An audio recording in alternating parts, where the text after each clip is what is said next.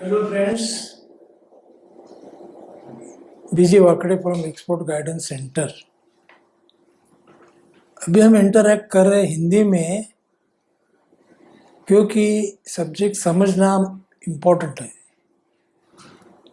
Medium कौन सा भी होने दो, understanding the subject is important.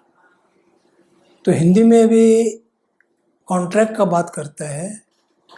Contract में क्या होता है, यू एज ए एक्सपोर्टर और तुम्हारे ओवरसीज क्लाइंट टुगेदर आके जो कोई डिसाइड करते हैं कौन सा प्रोडक्ट है, क्या क्वांटिटी है, क्या प्राइस है, क्या टर्म्स है, वो आप एक्सेप्ट करते हो तो कॉन्ट्रैक्ट हो जाता है। उसको बोलता है कॉन्ट्रैक्ट स्टेज। कॉन्ट्रैक्ट स्टेज में आपको पता लगता है कि क्या प्रोडक्ट कभी एक्सपोर्ट करना है, क्या प्राइस है, क्या डॉक्यूमेंटेशन है। तो कॉन्ट्रैक्ट करने के बाद हमको प्रोसेसिंग ऑफ कॉन्ट्रैक्ट को प्रोसेस करना है। कैसा करना है,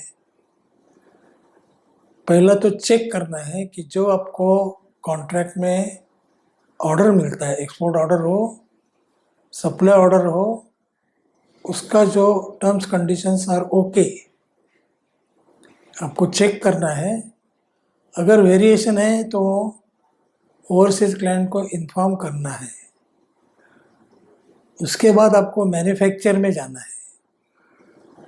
अगर आपका खुद का फैक्ट्री है, मैन्युफैक्चरर, तो you will interact with your production department for timely manufacture।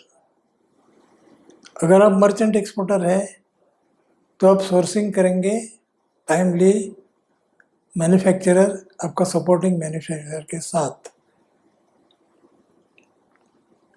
उसके बाद आपको पता चलता है कि क्वांटम क्या है, कितने कंटेनर, कितने पैकेजेस। वो बेसिस पर आपको वेसल में बुकिंग करना है, बुकिंग द वेसल्स। ये इसलिए ज़रूरी होता है कि आपको पर्टिकुलर वेसल मिलने के लिए बुकिंग करना एडवाइजेबल है।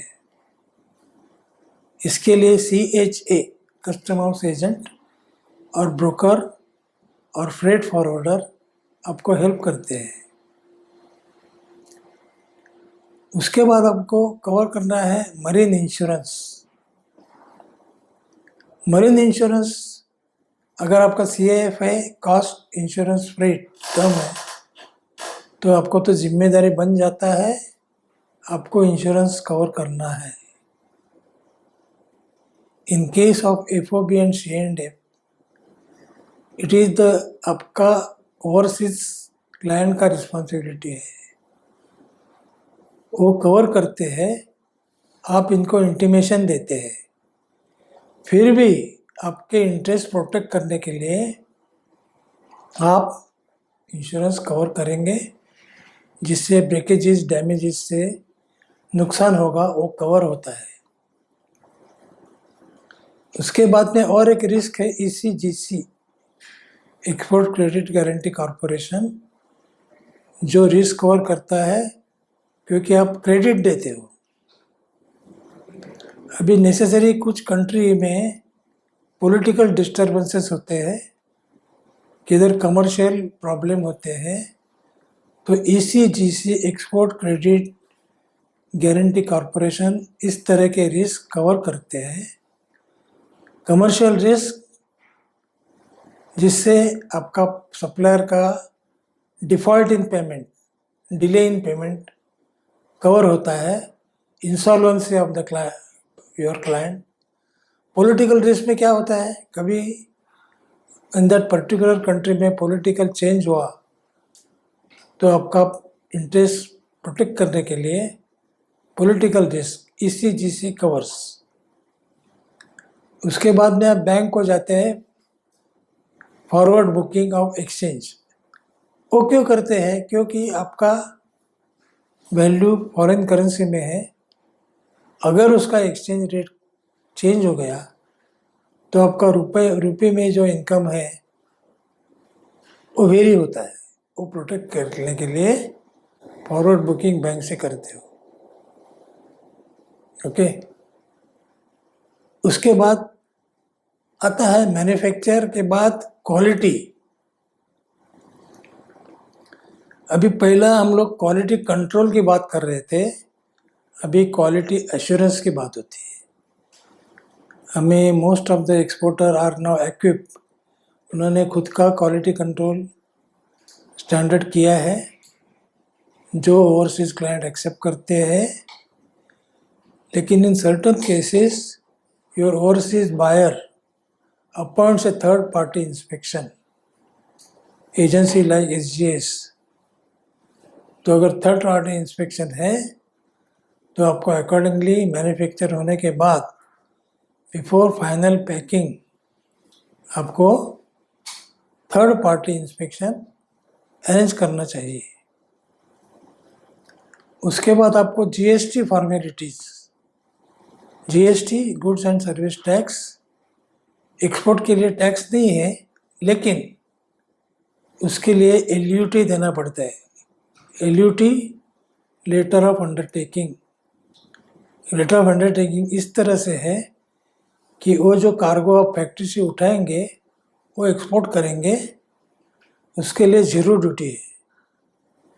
तो वो GST अथॉरिटी से आपको बॉन्ड एग्जीक्यूट करना पड़ता है और आपको LUT मिलता है। LUT के अगेंस्ट आप इनवॉइस बना के without payment of duty export के लिए भेज सकते हो। उसके बाद you have to interact with your CHA custom house agent for arranging transportation from your factory to the port, जैन port, Kandla port, Visakhapatnam port, etc. Thereafter, your CHA on your behalf prepares the document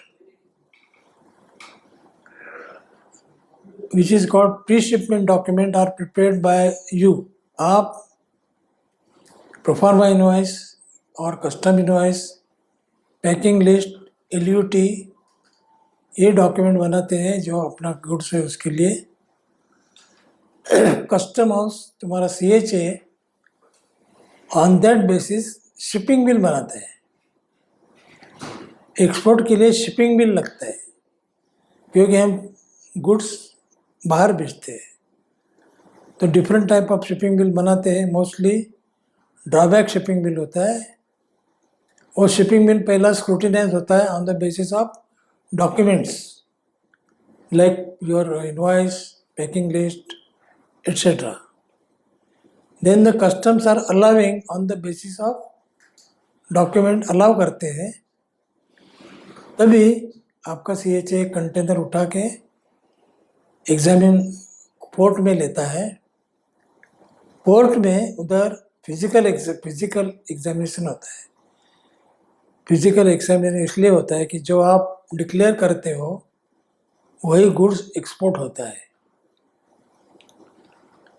उसमें दो तरीके हैं। एक तो आप factory ceiling यानी examination GST के थ्रू फैक्ट्री में करके उधर सीलिंग कर सकते हो कंटेनर। उसके लिए फिर आपका कंटेनर अंदर जाएगा तो कस्टम चेक नहीं करेंगे, वो सिर्फ GST का सील चेक करेंगे। अगर नहीं है तो आपका कंटेनर डॉक में एग्जामिन होता है। एग्जामिन होने के बाद कस्टम लेट एक्सपोर्ट ऑर्डर देता है। Then your cargo is taken to the ship, loaded on to the ship, and shipping company issues an important document called bill of lading, BL. That original bill of lading is the basis of taking delivery by your overseas client.